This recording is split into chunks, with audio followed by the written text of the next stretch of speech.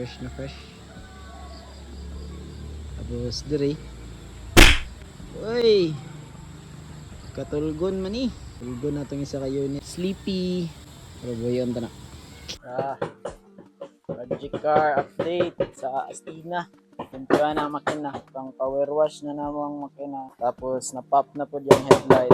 Itong dating na yung masilya dire, gitangtang na mo para magawas niya ng headlight. Dayon, karon is gibaklas na mo ang interior. Tapos Papa, nagkub si Papa. Ang tangtang niya mga asfalto din. Karon dire makita ang mga taya na mga need tapakan. Nagagtapakonon. Dito na dako kay yes. Common gid siya nga problema basta na-intis nga sakyanan. Dayon, tangtang namang mating, kaya kalingaw tangtang sa mga asfalto. Diri daghan kay glata. Agay. Okay ni nga trabaho nun. Ano siya? Dalira kay siya. Nga na siya pagbuak sa asfalto rin. Nadiri ang mating. Baklas na mo. Di power wash. Ay, pang hay-hay na namudaan. Asa ang bangko pa? Ang bangko. So, ang bangko, guys, natangtang na pod namo ang bangko. Parang ang bangko. Tara. Ayan. So, naka-seat cover pa siya. Wala pa may kabalon sa condition sa original gid niya nga fabric sa sulod. May bawayan ra namo na if matangtang na namo siya puhon. Pero sa karon para maprotektahan sa siya sa basa-basa, dili sa namo siya tangtangon kay taod-taod pa man siya taod-taod pa man na siya ibalik. Baklas tanan. Kani siya, na-check na mo ni siya. Ano siya siya armrest, tawagan na pa no? Ano siya armrest diri oh. Siya armrest. Seat cover siya. Tapos sa sulod pag yun, naka-cover pa yun siya another cover. So grabe ka, protected kaya ang sandiganan niya. So may bawa na to na soon. Kung unsay condition sa sandiganan sa mga bangko, goods pa ba ang iyahang upholstery or need ba siya i-repair? Another update na siya. Sa karon namo saning kalingawan yang interior kay grabe jud ka. Grabe ang lata, yung ma-imagine. Grabe dagang reglata. Pero importante, dili siya fully lata gid kay tanan. May mga part nga okay pa.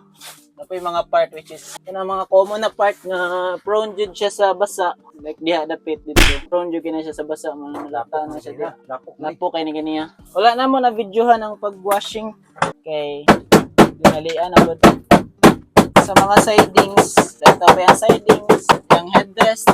Nice is leather siya, so kung mahugaw siya, trapuhan ra siya. And then kani mga visor, then dire sidings, okay pa yung mga sidings. Steering wheel, magilis gid tag steering wheel ani. At that steering wheel no, na kayo. And then na siya yung mga missing pieces dire. For sure nani siya yung murag cluster cover dire. Pero naka-nice is wala ga crack ang sita gani iyahang gauge, which is common sa mga 90s nga sakyanan, mag-crack niyang glass tungod bu brittle or sa kakadaan niya.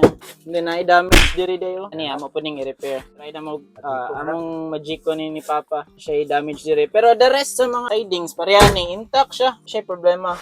Kani prone gid ni siya na malguba kay syempre driver side man siya, mao man siya pinakahago na side. Diri pod intact pa diri. Need lang nag-repair niyang gani yung roller niya sa yang glass dire kinawala na to yung knob, then dito pod nga side pa nga side okay pa. So ang engine is among plano is kinahanglan mig saktong oras ani saktong panahon para mapaandar na mo siya. Sa among una initial na plano is tantangon na mo ang carburetor mo siyang i-overhaul and then i-abre naman yung valve cover po para makita ang sitwasyon sa sulod niya, malimpyuhan na mo. Once na ma-overhaul ng carburetor, subayo namang mga wirings o mga hose lines kay actually naay mga kinitkitan sa ilaga, nakita na mo like parehan niyo. Nakita na siya sa ilaga. Then dire naay mga taraw mga kinitkitan sa ilaga. So naay mga damage na mga hose lines, mga vacuum lines, naay mga damage taraw. Naay mga damage. Tungod siya sa ilaga, grabe yung ratatouille raw. Ariyan na. Kit na siya sa ilaga. Anto nang i-plaster dahan tanan na to pandaron. One at a time lang kung unsa lay makaya kay. Wala man na mo ni gidali nga project kung unsa lay makaya na wala mong trabaho. So mao to ang quick update sa project Tina. Tina man day ngalan na ni kay Astina din. Babae pud siya dapat kay naman siya wink bitaw. Ng mga babae mag-beautiful eyes man na sila. So, dapat Tina pud siya.